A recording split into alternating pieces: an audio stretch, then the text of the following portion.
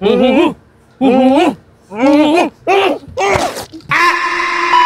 geng, kau tengok wajah baru kereta aku, handsome kan? Nah, ambil balik kapit kau.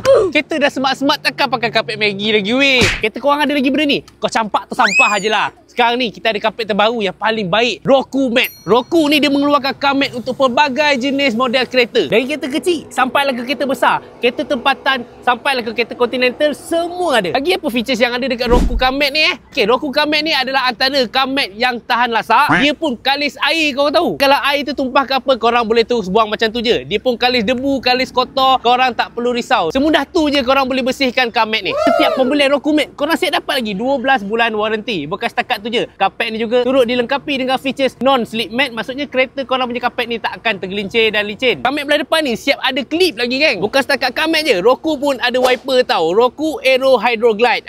Yang ni dia ada teknologi coating teknologi tau. Dia dapat bagi kau penglihatan maksimum ketika hujan lebat.